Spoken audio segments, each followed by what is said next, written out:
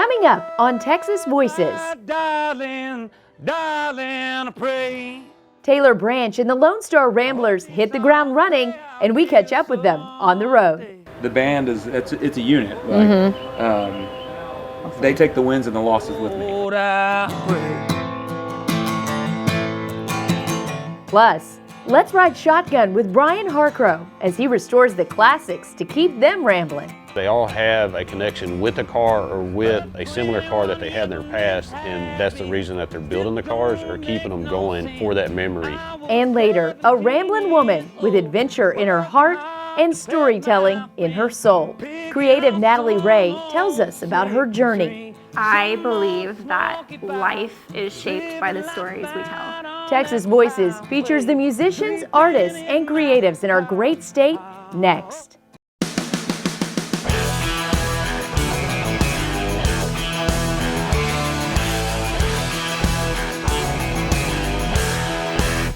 Stoke the fire and keep on digging. Make the most of what you're giving. It may seem cold and it may seem tough. Even steel will bend when you heat it up. You're on the road to better days. You can outlast the sun and outlast the rain. Ain't a lot of hard lessons made. Let me tell you, son, soon you're gonna show us how it's done.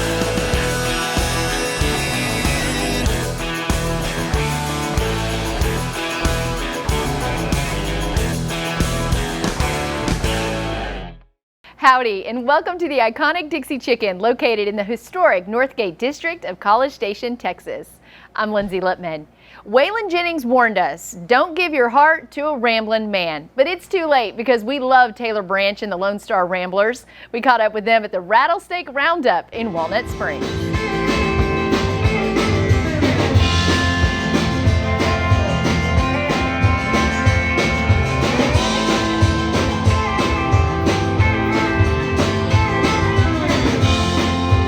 The first time I saw you guys, I was just really impressed with the sound and everything. So first, just kind of introduce yourself and what y'all are all about. Well, I'm Taylor Branch, Lonestar Ramblers.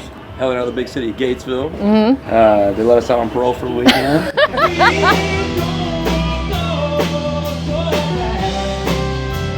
So y'all have been in the recording studio for your first album. Tell me about the process. So we launched a Kickstarter, probably the most terrifying thing I've ever done in my life. Yeah. I mean, that's 3 kids under my belt and still the most terrifying thing I've probably ever done. And launched it at probably one of the worst times you could probably do anything like that. But the community really came through on that, got it done. We took a big leap of faith and booked studio time with Steve Shady, which is Willie Nelson's engineer. Had already set the date and was kind of like, we're just going to do this, and what happens, happens, and we're going to sell plasma and kidneys and organs, and we'll make this happen if it doesn't happen this way. We're extremely blessed that as many people got on board with what happened. Yeah. And the album got funded, but we actually started recording before the Kickstarter was actually finished. Not really been 100% officially announced, but May 1st is what we're tracking right now. Awesome. As long as everything's good, May 1st the album's going to drop. It'll be on all streaming platforms. And is it self-titled or? It's Stay the Course. Stay the Course is what we're calling it. Tell me what Stay the Course means. It seems like it could have a lot of different meanings. It does. So really, like at this point in my life, like Stay the Course, my granddad is a retired Marine. Once a Marine, always a Marine, I guess. He passed away several years ago. But my dad came home from UT and told his dad, hey, I want to get into music. And he was extremely supportive. Like, hey, look, finish your semester out. Yeah. Come home, take the summer, and if you can make something happen, then I'll be 100% supportive of this. And so that's what my dad did. And because of that, we've all kind of like, it's something my dad's been very supportive of for me throughout my years. He's like, get out and play music. Like, if that's what you want to do. He took a very different approach to it. Yeah. Doing more of the cover stuff, kind of at that point in time, that was kind of the thing. 70s is when that was all going on. And so they did their own thing, and I always took a different approach. Like, I want to do originals, and so my dad was very supportive of me kind of promoting and going out in that. So Stay the Course is one kind of like 3 generations of like the people that have supported me throughout my life as far as like pursuing this, as well as like I just turned 37, and I played music, since about the time I was 15, when we really started going on the road trying to play music. Yeah. Got linked up with all these yahoos, and started this, and was kind of like, man, we really have something here, I think. And I'm at the point where I really need to do this, and it's been like the constant gut check of, like, what am I doing? 3 kids? Right. Okay, full-time job, oh my God, okay, what are we doing this weekend? We're going to be on the road all weekend. So to me, it was also kind of a constant reminder of stay the course. That's what we're going to do. Just make the decision.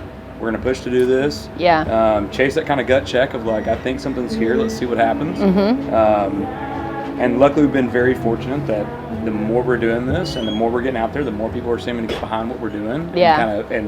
And feeling what we're putting out and giving it back. So it's been really cool. So yeah, stay the course can go a lot of different ways. And I'm big on too, people take it for what's important to them, Yeah. in their lives. It may not be music, but stay the course. Make your decision. My papa was always big on that. Make your decision, stick with it, stay that course. So yeah, that's kind of where that came from. And we wrote it in the trailer. That's how it actually came up. We wrote it in the trailer. And on your hands. And on my hands. Oh wow, let me see that. Yeah. And they spelled it all correctly, thank goodness. Yeah, or else that would have been, That place was pretty sketchy. Well, you can definitely feel the passion that y'all have for music. It's very refreshing to, tune into a band that's just, shows the passion that they have for it. And you have to, because it's hard on the road. Yeah, absolutely. The band it's a unit. They take the wins and the losses with me. Trusting my gut has been a big thing through this whole thing. Staying the course. Yeah, I might have wrote the words and I might have came in with an idea, but these guys have sat and they've worked and they played those shows where we're coming home and we're going, okay, great, we're paying for gas tonight. Okay, between bar tab and this and a blown out tire and this and that, okay, well, if one of us is gonna win, we're all gonna win, and we're all gonna take losses as a team. I think it translates too that when listening to stuff from the studio, you can feel that. They might not have been there in that moment when I was writing that song and where I was having those feelings. But those parts they put in those songs, they came from their own spots in their hearts, where they were feeling it. So, yeah, it's been a very cool, humbling experience.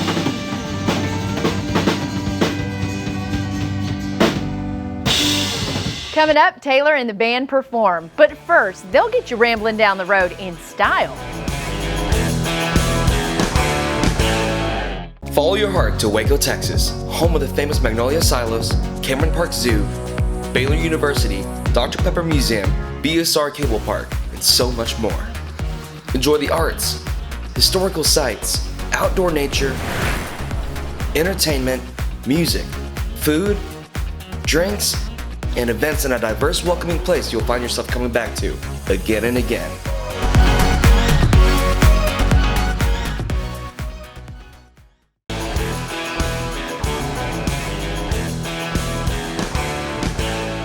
Welcome back to the Dixie Chicken. They restore the classics and keep them rambling down the road.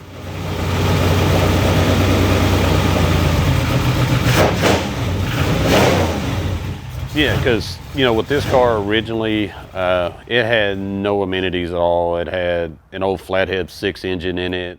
It's not just a car. Little bitty bi-sply tires, no AC or nothing. And it's a classic. Everything in the car is modern. The drivetrain, it has AC in it, stuff you would find in a new car, but wrapped in an old body. Each one tells a story. A lot of people just look at cars as cars, but as you have them, you get a relationship with them and they kind of become family. And because you put a lot of your time, your effort, blood, sweat, tears in these cars. And even if you're ready to move on to your next project, it's hard to get rid of that car because you've put so much into it. This 47 Ford Super Deluxe was a barn find that had been sitting for 45 years. First car show, he got it on a Friday, took it to a car show Saturday, and it won a trophy.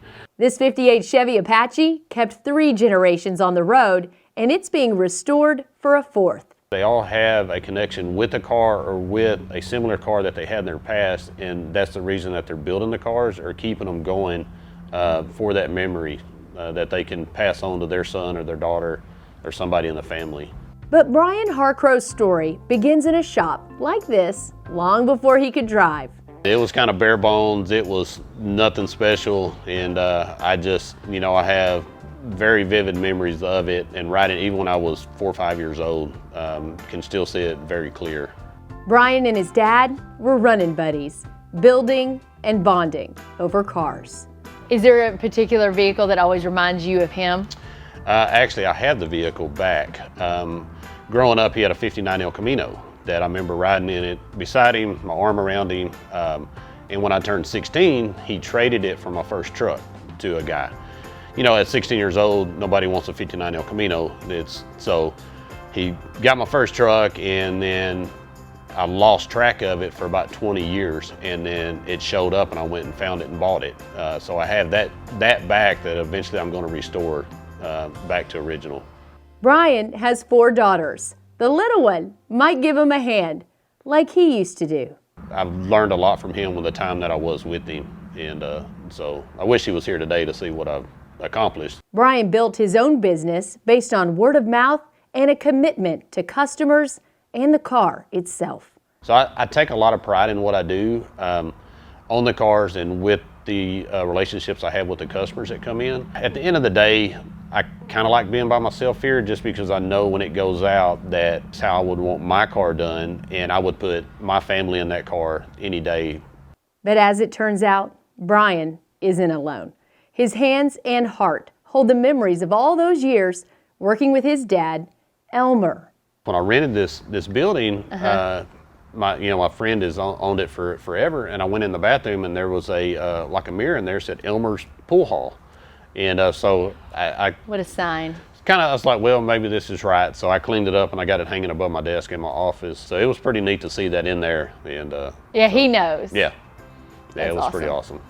That was 2 years ago, and the shop in Elmont is giving classic cars more time out on the road.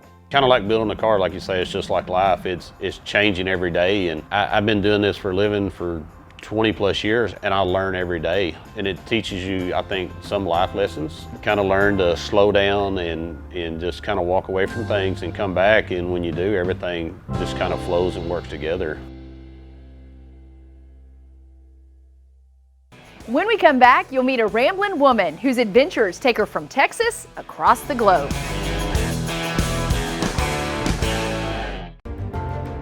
People are choosing the Brazos Valley to launch, grow, and locate their companies every single day. But in the Brazos Valley, our most valuable asset is talent. And their skills, their drive, their character speaks loudest.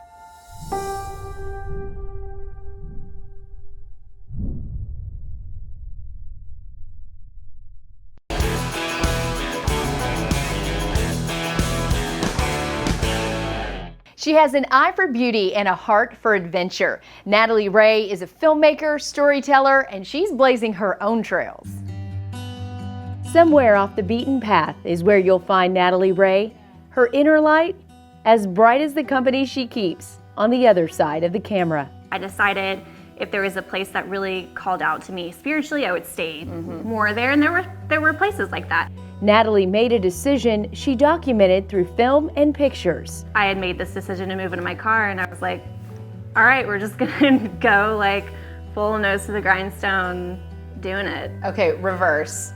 You made the decision to camp in your car or live out of your car? Well, both. Yeah. So I ended my lease. I had quit my job. I ended my lease, and it wasn't because of the pandemic. It was just something that I felt integrally, like I needed to do it. For 6 months, she lived out of her 4Runner, not running away, but diving within. Because you're a storyteller, you made it look so romantic. I don't know about that. But I'm sitting there thinking, I don't know, like this is, I mean, it takes a lot of grit to do what you did. Were you fearful at all about this part of your journey in life? Or were you like, I'm compelled to do this, fear, set that aside? There was not a second that I felt doubt or fear about what I was doing. Nature has been a part of her artistic and healing process. It birthed a movement called Adventure Heals the Soul, because it does. The dark side of mental health goes by many names. Depression, anxiety, addiction, PTSD, ADHD, grief, the latter of which I have experienced for the first time within the last year. I'd have turned my weathered sails some time ago. You came out with this powerful video connecting nature and, traveling and being outside with mental health, and how you've literally stripped yourself down and rebuilt yourself and your life in that way. And it was so powerful. It basically drives my career at this point. And it wasn't for a couple of years that name had a voice for itself. Mm-hmm. I was in a very long, almost 7-year toxic partnership. Mm-hmm. You lose sight of your intuition. And when you lose sight of that, you lose sight of yourself. There's no identity anymore. You have no voice anymore. You feel hidden away in a hole, basically. Mm-hmm. I had lost sight of everything. There were some times I did not want to get off the couch. Yeah. I was just, you get tunnel vision in this really dark space. And I would have to tell myself, go on a walk, you're gonna feel better. Mm-hmm. And I would, and I did. Yeah. And then that would eventually, go into, okay, we're gonna drive an hour and go spend the day outside. Mm-hmm. Or we're gonna go do that solo trip to Zion National Park, and we're gonna hike those 17 miles. You've never done it, but you're gonna do it. Yeah. And through this time that I was spending in nature, I became really cognizant of how healing it was on my mind and my body. And I credit nature, but I should also credit my support group, but I credit nature for my expedited healing. Now it serves as a roadmap to others. I believe that life is shaped by the stories we tell. And whether that's a music video, a documentary, a commercial, I want life to feel awkward. I want it to feel human. I want it to feel lived in. I want it to be an emotional experience that resonates with people, because I think at the end of the day, experience and emotion is what drives people.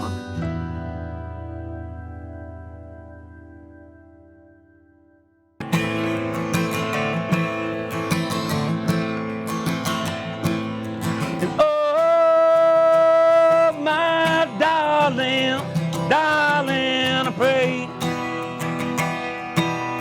I hope these songs will pay our bills someday.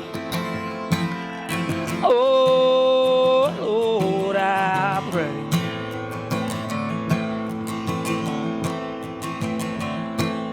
And oh, my darling, I pray I hope these songs will pay our bills someday. Oh,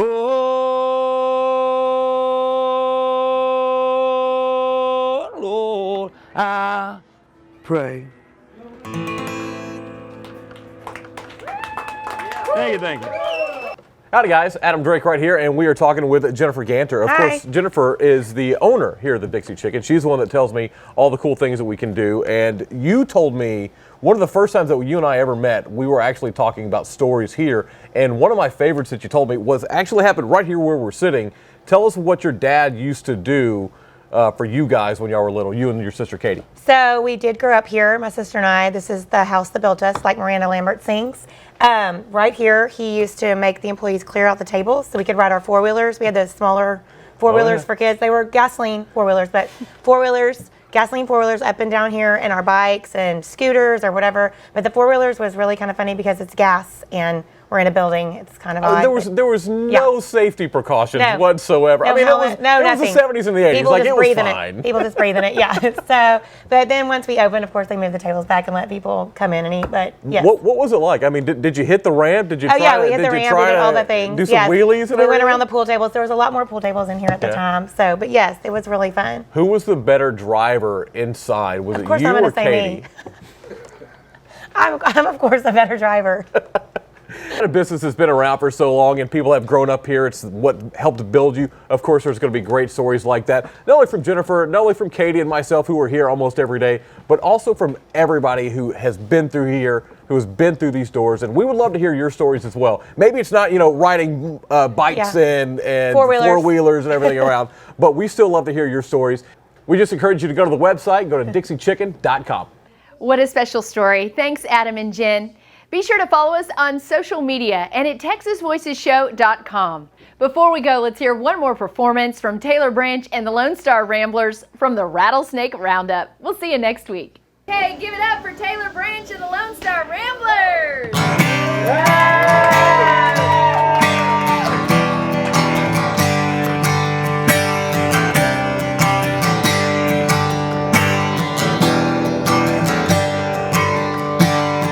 I'm worn down, I'm feeling weak, I'm worn out, could really use some sleep. Thoughts spin inside of my head, I kinda like that ceiling fan above our bed. Hey!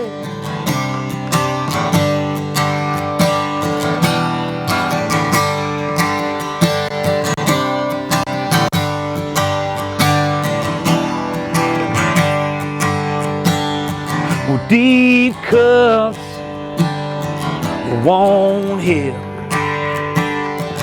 She started crying and it all felt real. I did my best, Lord knows I tried. But when she said she loved me, well, I guess she went and lied. 'Cause I don't care anymore. I don't care anymore. And I don't care anymore. I don't care anymore. Anymore. Anymore.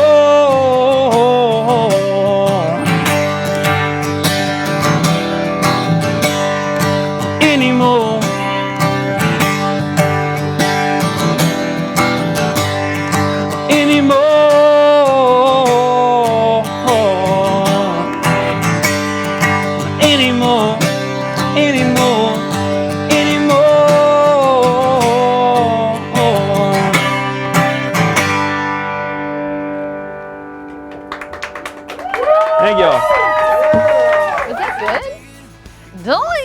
Restore the classics and keep them.